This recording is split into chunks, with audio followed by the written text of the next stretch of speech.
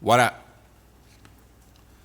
Today, I want to talk about one of my all-time favorite players in the NBA and discuss my frustration for why he is not starting in the league. Because it's a bunch of bullshit. That man, that player, is Andre Drummond. Andre Drummond is one of the best rebounders that the NBA has seen in, I don't know, since like Wilt Chamberlain and Bill Russell. It's absolutely insane the rate at which this man rebounds the ball. And I get it. The NBA is a little different now than it was when he came into the league, but you can't tell me that a team that has plenty of offense already in its lineup couldn't use a guy who's pulling down probably 12 rebounds a night while only playing maybe like 28 minutes, 30 minutes. So just for context, last year for Chicago, Andre Drummond only started 10 games. He played, I think, the majority of the games. I think he only missed like maybe 5 games, maybe less than that.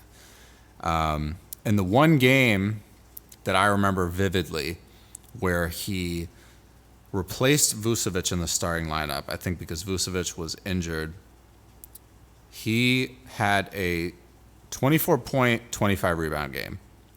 I might be mixing those two up, but I'm pretty sure it was 24 and 25, either points and rebounds, vice versa. Point is, getting 24 or 25 rebounds in a game is an insane feat, and it's not something that he's done just once. He's done it so many times, I don't even know how many. And another thing, just for context, his per 36 minutes for total rebounds last year was 18.9, which is the highest that he's ever had in his career. 7.1 of those were offensive rebounds. 7.1 offensive rebounds per 36 minutes. That's 7 extra shots that you get in the game because he is in the game rebounding the ball at the rate that he does. He's also just a huge human being. So you can't push this guy around in the paint. Like, if you just watch some of his highlights from when he was in Detroit and in Cleveland, like, he is a rock in the paint. You can't move him. So I think there's plenty of teams in the league that could use someone like this, and he should be starting for those teams. Like, take the Lakers, for example. The Lakers have Anthony Davis, sure, right? And they did have Andre Drummond previously. But I think the thing that I think about is when the Lakers won the championship in 2020, they had Dwight Howard. And Dwight Howard wouldn't play that many minutes. He was coming off the bench.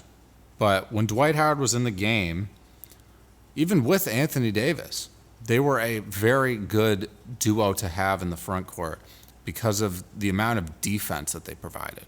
Andre Drummond is a pretty good defensive player. I think he's a better rebounder than defender. I think that's, just kind of how his breakdown is. But I think the Lakers need someone to put at the 5 so that Anthony Davis can play the 4.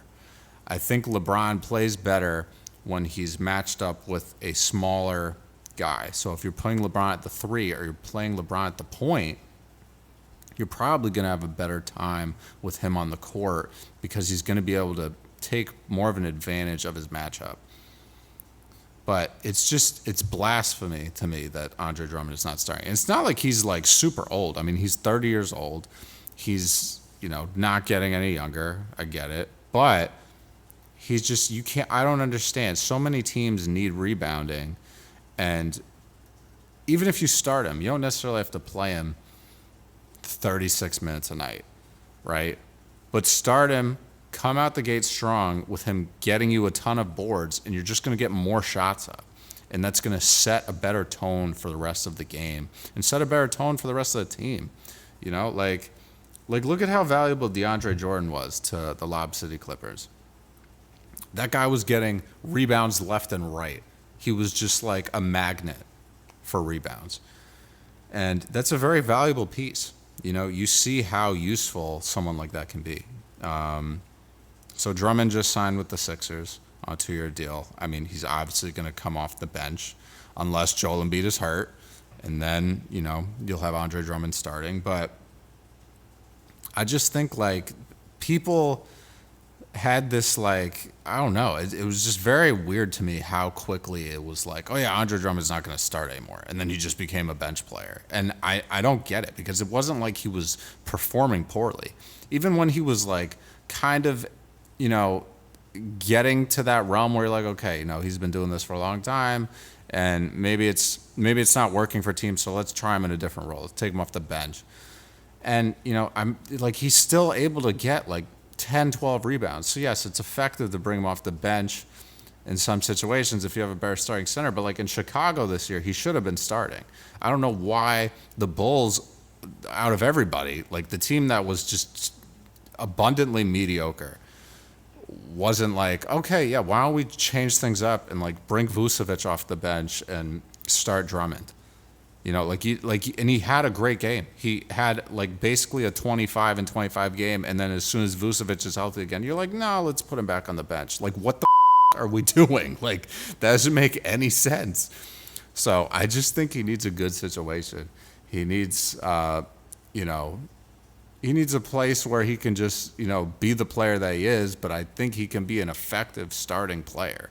I just think players that rebound at this rate are very rare nowadays, because you have so much emphasis on stretch 4, stretch 5, that a lot of these big dudes aren't even right near the basket to collect rebounds like that. Another team that I think would be useful, but only under certain circumstances, the Orlando Magic, because I've been seeing a lot of stuff about the Magic might trade Wendell Carter Jr. You know, I don't know how valid that is. I don't know how realistic that is, especially with the Magic just having one of the better seasons that they've had in the last couple of years.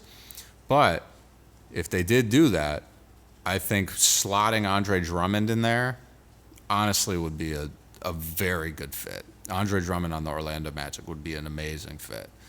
You know, the Knicks just lost Isaiah Hartenstein. They're obviously going to have Mitchell Robinson, hopefully, but Mitchell Robinson is basically made out of glass. So it's not even really a matter of, you know, if he's going to get injured. It's probably more of a matter of when, unfortunately. And I like Mitchell Robinson. I think he's a really good defender. You know, shot blocker, good presence around the rim on the defensive end. But I just think Andre Drummond's rebounding is just incredible, you know. And I love players like that. I love players that go after loose balls, get a lot of rebounds. You know, Josh Hart, one of my favorite players. But, you know, he could be good on the Knicks too, you know, just getting rebounds, getting extra shot attempts, you know, because if you get extra shot attempts, someone on that team, like Jalen Brunson, is going to make use of it.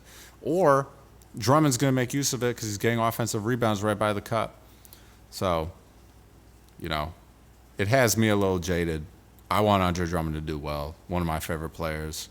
And, you know, he deserves it. He deserves a starting role. Putting up 25 and 25, you should be starting on an NBA team.